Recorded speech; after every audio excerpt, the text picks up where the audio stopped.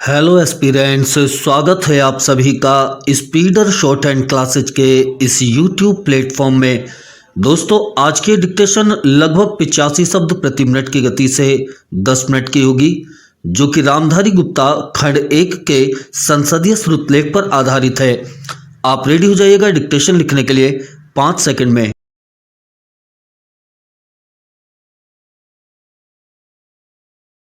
Ready, start. उपाध्यक्ष महोदय, यह ठीक है कि हम प्रगतिशील हैं, लेकिन हमारी गति में तेजी आनी चाहिए। श्रम की तरफ हमारा अधिक ध्यान जाना चाहिए। जो पंचवर्षीय योजनाएं हमने बनाई हैं, उनमें हमारा लक्ष्य केवल यह नहीं था कि हम अधिक अन्न पैदा करें, हमारा लक्ष्य यह भी था कि अच्छे आदमी पैदा करें, जिससे कि भारत में रहने वाले प्रत्येक नागरिक का ठीक विकास हो।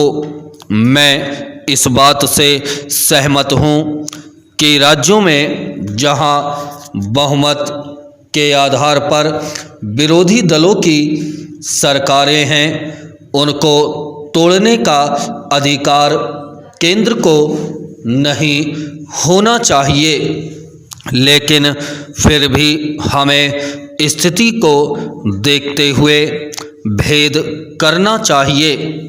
गुजरात की सरकार टूट गई, इसके लिए हमको अफसोस नहीं करना चाहिए।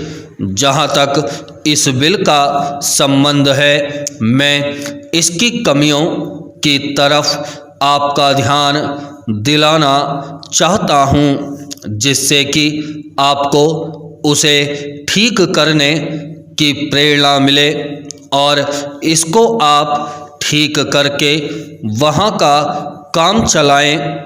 इसका आशय यह भी नहीं है कि जो पार्टी सरकार चलाती है वह सब सही काम करती है, लेकिन फिर भी मैं यह मानता हूँ कि जो गुजरात की सरकार टूट गई वह अच्छी बात हुई है। गुजरात के लिए आपने संसद सदस्यों की जो समिति बनाई है वह एक ठीक कदम है, लेकिन इस बात का आश्वासन भी आपको देना चाहिए कि राज्य और जिला स्तर पर जो समितियां आप बनाने जा रहे हैं उनको सर्वदलीय बनाएंगे, ताकि जनता की जो कठिनाइयां हैं वे आपके सामने प्रत्यक्ष रूप से आ सकें और उनकी भावना के अनुसार वहाँ पर कुछ काम हो सके।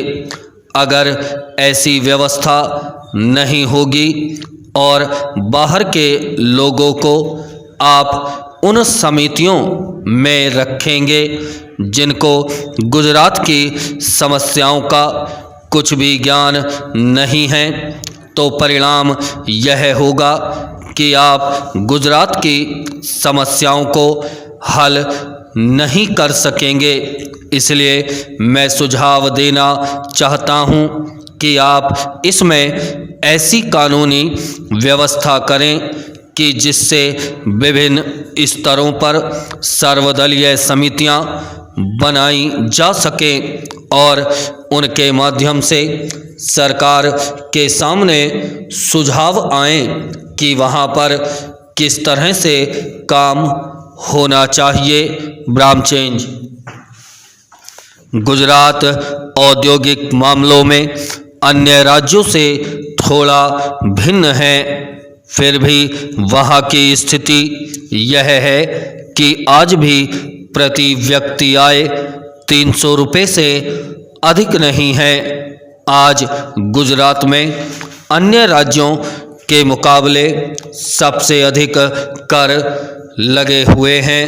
यह उचित नहीं है। ब्रह्मचेंज महोदय, आपने जिस उत्साह के साथ मेरा स्वागत किया है उसके लिए मैं आपको धन्यवाद देना चाहता हूँ। आपने ठीक ही कहा है कि मेरा यहाँ आना पहली बार नहीं है। मुझे जहाँ तक स्मरण है यह 5वां समय है जब मैं आपके इस सुंदर प्रदेश में आया हूँ। पहल जब 1922 में यहाँ आया था वह एक समय था और आज एक दूसरा ही समय है। उस समय मुझे यहाँ इसलिए आना पड़ा था कि देश के सारे बड़े बड़े नेता जेल में बंद थे। महात्मा गांधी जी भी जेल में थे और प्रायः यहाँ के भी नेता जेल में थे। दुर्भाग्यवश या सौभाग्यवश किसी प्रकार मैं बाहर रह गया था और जब मुझे यह समाचार मिला कि इस प्रदेश में विशेषकर सरकार की ओर से बड़ी सख्ती हो रही है तो मैंने सोचा कि यहाँ आना आवश्यक है। पूज्य मालवीय जी से मैंने इसका जिक्र किया तो वह बड़ी प्रसन्नता के साथ यहाँ आने के लिए तैयार हो गए। यद्यपि उनकी अवस्था उस समय अधिक थी, मैं तो उस समय नवयुवक था। हम दोनों यहाँ आए। यह आज से 32 वर्ष पहले की बात है और आपके इस सुंदर प्रदेश का मुझे पहल परिचय मिला। कल जब मैं यहाँ आ रहा था तो मार्ग में मुझे वह जगह दिखलाई गई जहाँ मैं बहुत कठिनता से रात भर बैलगाड़ी पर चलकर किसी प्रकार पहुँचा था।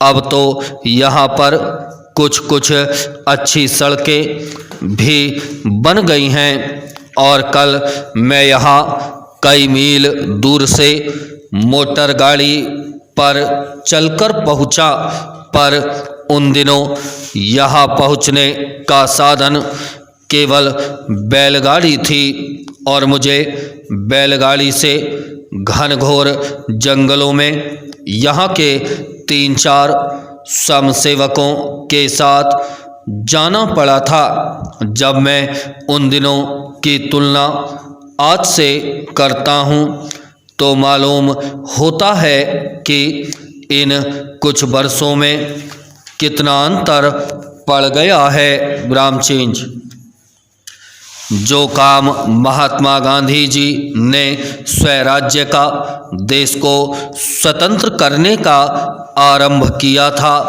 वह काम देश के सौभाग्य, महात्मा गांधी की तपस्या और सब लोगों के परिश्रम तथा त्याग से सफल हुआ।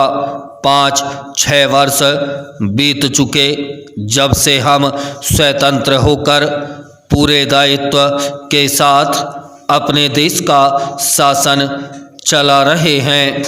आज भारतवर्ष में ऐसा कोई स्थान नहीं है जहाँ के लोग अपना शासन स्वयं न चला रहे हों।